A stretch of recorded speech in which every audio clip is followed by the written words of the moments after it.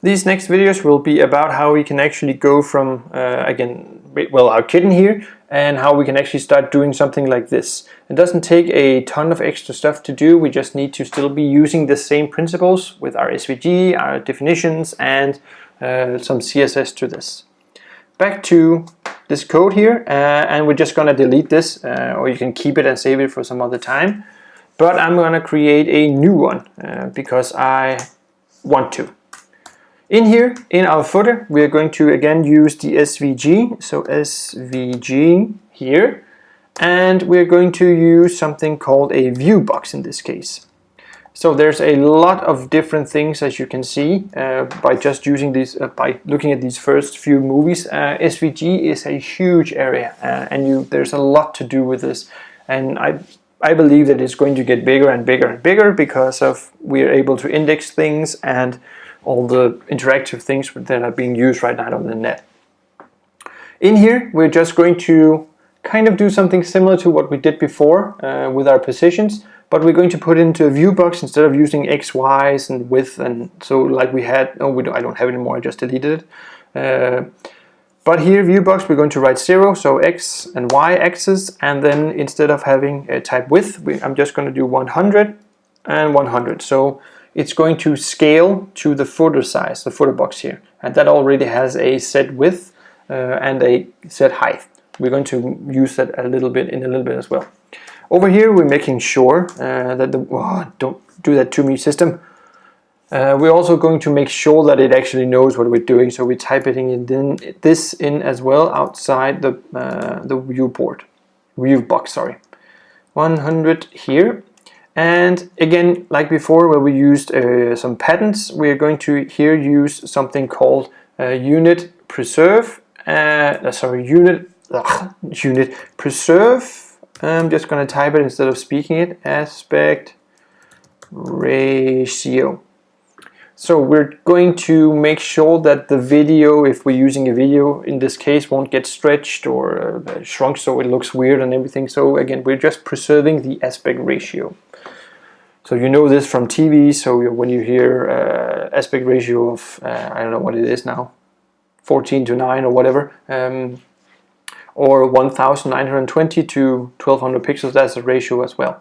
Anyways, X mid, Y mid, and then we're going to do something called a slice.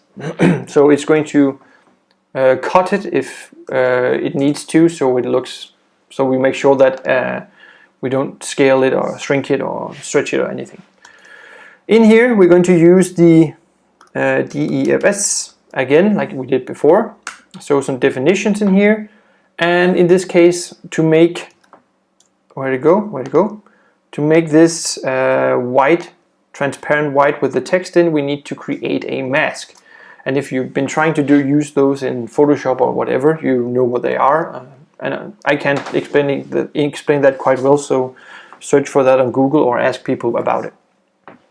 In this, we're going to create a mask, and we're going to give it an ID. So mask, like so, and we're going to assign its position on the X value, X-axis, not value, and the Y-axis as well. So 0, 0, 0 here, and we're also going to give it a width, not item width, 100%, height. Again, the reason why I'm doing 100% is if it needs to scale along with the footer, because we're using the display grid. I'll show you after we're done why this is really important. So this is the first part of this mask here, and hit enter. And inside this mask, we're going to create different objects. We're going to create a rectangle, and that's short for rect. And we're going to assign the X value. Again, 0, Y, you can take a wild guess, width, a wild guess, and a height. So 100 pixels, 100%, and we're going to make sure that we do this all over the place. So now we have our rectangle ready. And like before, put this inside so we don't need to write it twice. And I did too many here. Come on, computer, don't mess with me. After our rectangle, we're going to make a text, And we're going to do the same, so almost the same. In here we're going to use 50%. We'll move them around after we create everything to show you what that actually means.